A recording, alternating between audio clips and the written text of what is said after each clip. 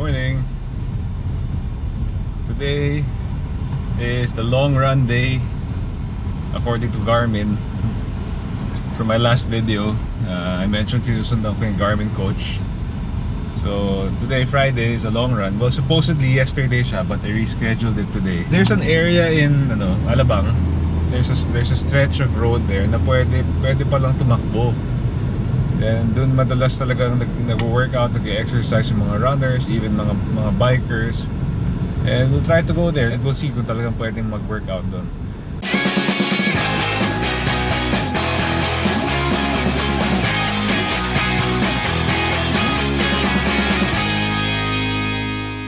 It's really close to my house. It's about 5 minutes away. It's within our community. So it's a nice stretch of road, very quiet. It's closed. And walang pwedeng kotse na dumaan doon. So we'll park our car somewhere nearby and then we'll just walk and then do our workout there. So we're in Northgate now. You see this area in some of my videos. Whenever we go to the valley or Tagaytay, I've already seen some cyclists and some joggers, runners working out. It's a good time to work out here because see, it's really quiet, walang mga sasakyan. Parang ako lang yata yung kotse dito.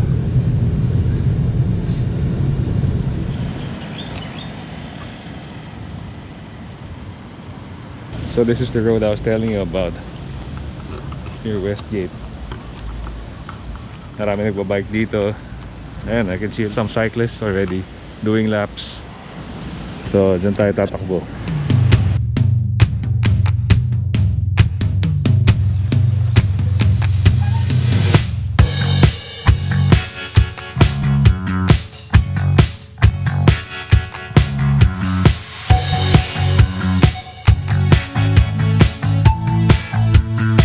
Doing the warm-up, we still have 7 minutes to complete the warm-up and then we start the long run. Just like the other day, sabi ni Garmin, this run will be an easy run. Ayan na naman, easy run daw. Pero it's going to be a much longer run. The first section is a 30-minute run plus another 10-minute run. So the first 30-minute run will be the easy run and then the 10-minute run after that will be the run. Kakayanin ko kaya? Hindi ko alam. We'll see. So let's just do the warm-up and then proceed tayo sa takbo. Nakaingit. Dami nagbabike. May gumamit na naman ng bike ko eh.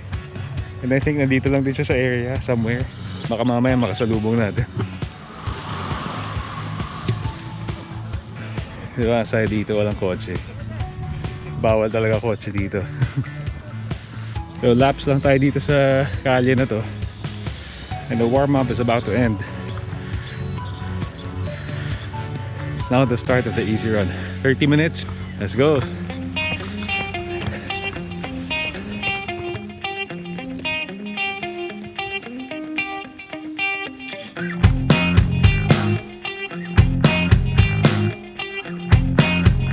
So I'm doing 7:49 pace, 7:38 pace. Yun ang maintain natin for 30 minutes.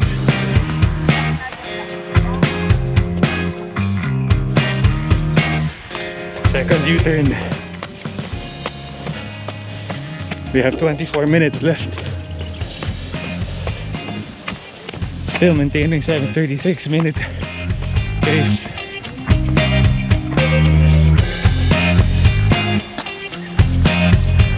Puti, ganyan lang yung pace. Yung easy run yata ng Garmin pang mga advanced.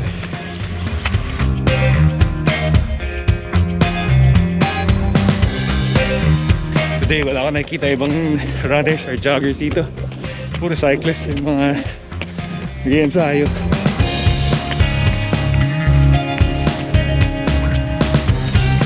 Dati kasi before the lockdown, mas marami ako nakikita pag gabi.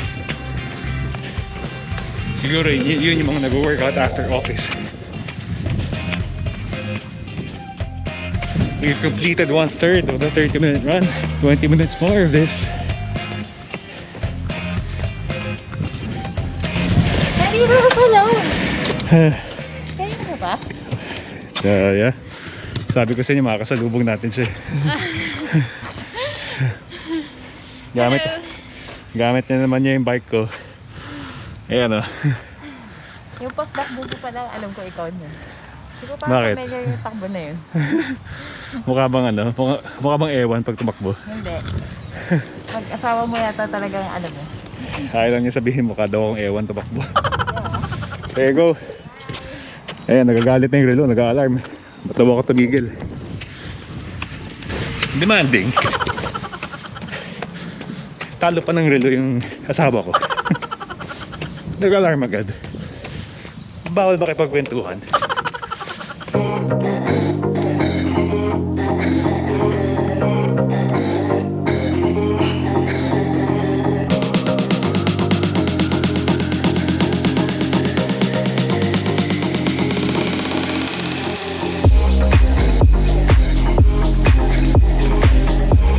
.5 minutes remaining. Whew. At least nakakalampas na tayo ng kalahati. Mukhang kaya naman. Buti nagpahinga ako yesterday. Tinatry ko bantayan yung form ko as much as possible kasi I noticed this a video the other day. Nagsascuff yung sapatos ko. So yan, merong mali sa form.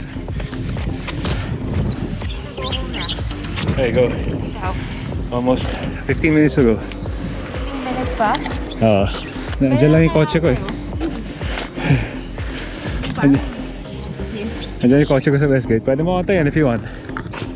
Okay. Dito ka lang? Yeah. 7 minutes. Pero bumabagal na yung pace ko. 7:55 na lang.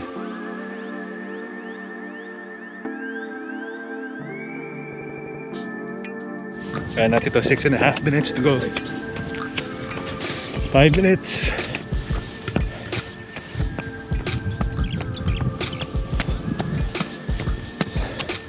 Sige ko, after this 20-minute run, pause muna tayo. Parusa. Okay. Keep your form, Mark. Keep your form. As if alam mo yung tamang form. 2 minutes remaining. Yan, partida, mas madali itong path na to kasi flat lang eh. Unlike to sa village namin, medyo rolling hills. Okay, kaya natin yung last 2 minutes and then we pause for a bit.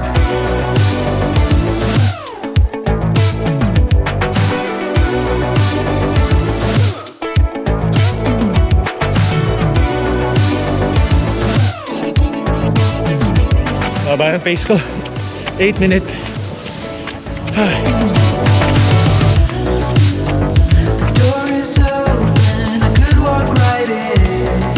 Feel like I'm starting to drag my feet again. Yun.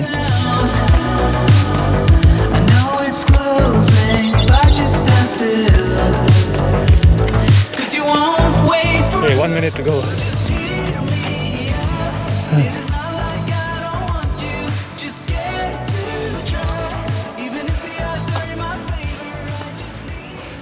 It's 15 minutes. Optional run. Let's pause for a minute. Pahinga muna tayo. So far, we've done 4.62 kilometers. The next 15-minute run is optional. Akala ko 10 minutes, 15 minutes pala. So let's just take a 1-minute break.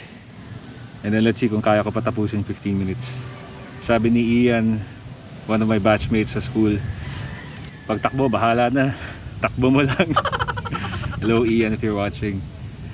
And Mr. El Mongala Vlog, salamat po sa panonood. Shout out to you. Takbo po muna ngayon.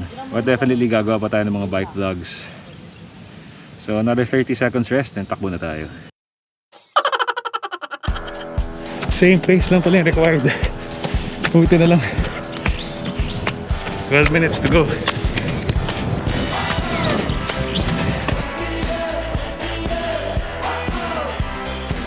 Lakad muna ulit. Easy run ka dyan. Patawa to si Garmin eh. But I love Garmin. Pag bumili ka ng watch nila, may kasamang libre na sombrero. Di ako sponsored eh. Okay, 9 minutes remaining. Let's do this. 6 minutes. Whew. Kaya natin to. Huwag kang bibigay.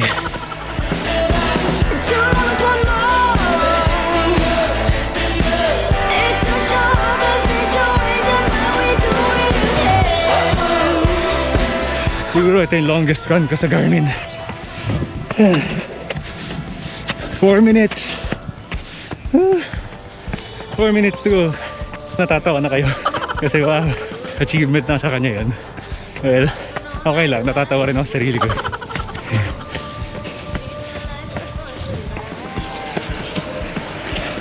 Do I look like the guy who takes myself too seriously? I don't think so. Yung finish line. Finish line. My speed is 7:57 right now.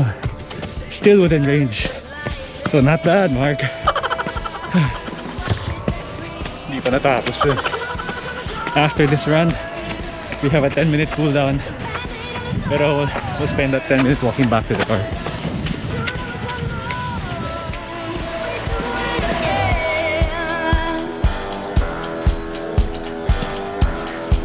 Yes. Yes. Whew. Kompleto na natin yun.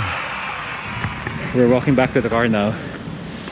Dito muna tayo sa lilim. So okay siya sundan yung Garmin coach.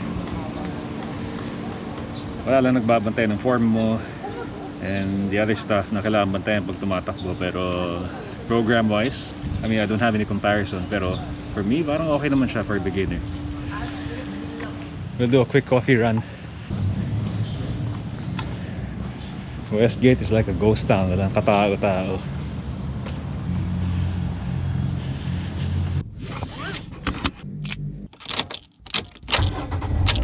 So we're done with the coffee errand and we're done with the workout. We managed to do 6.67 kilometers.